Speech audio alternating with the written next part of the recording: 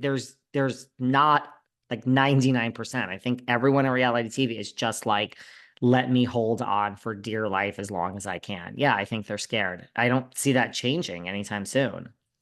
So pivoting to Yes. Below Deck, Your favorite. my favorite, a definite sex scandal this year, and now a drug scandal. I mean, it does not get any better than this. So on Below Deck, Down Under, there was a stew named Margot, a bosun named Luke, and this story went everywhere.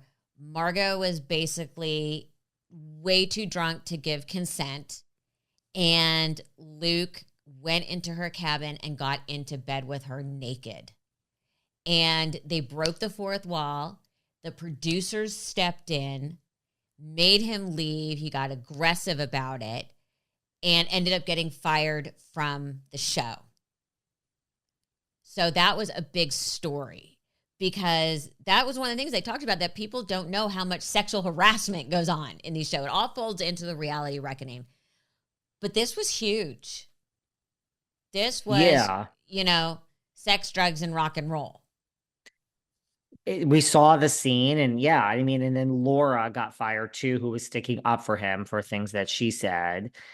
Yeah, I mean, and then all these other below deck sexual scandals, the stuff they were trying to say about Gary. And I mean, I assume Gary is not ever coming back to the franchise, I would assume. I mean, we don't know. These are just allegations, but Well, and the allegations against Gary were from one of the production company staff, not yeah. even another boat person.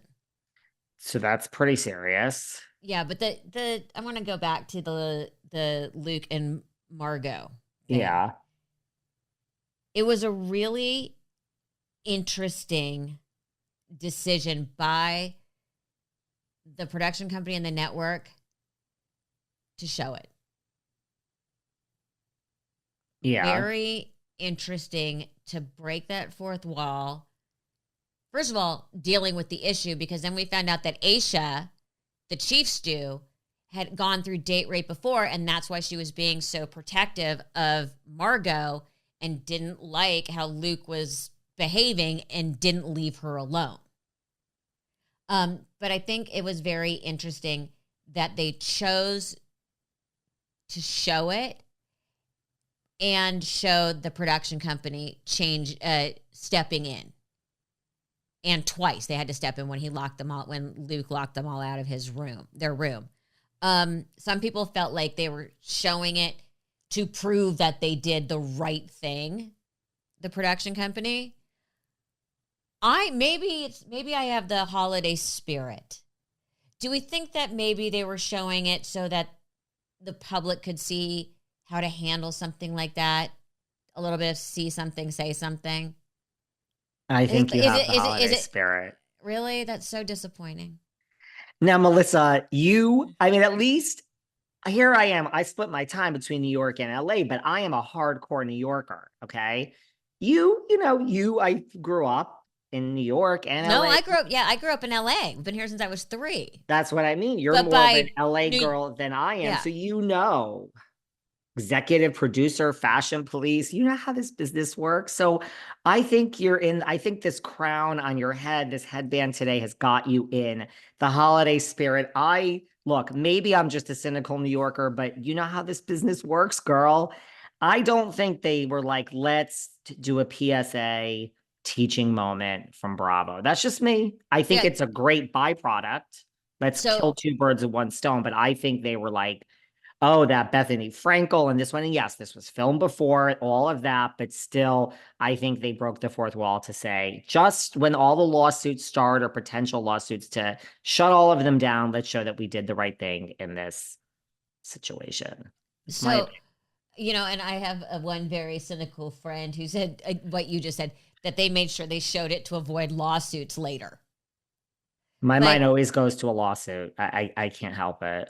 Those top executives at Bravo this year thought it was safe to go back in the water, and then just when they can say, let's go to the company holiday party, a drug scandal breaks out. So this couple, their last name is Martinez. He's supposedly a doctor. I guess he is a urologist. They have managed to be on 3 episodes of Below Deck, 2 on Below Deck Med, which is Captain Sandy, and 1 is Sailing Yacht. They just were busted. Tell the story.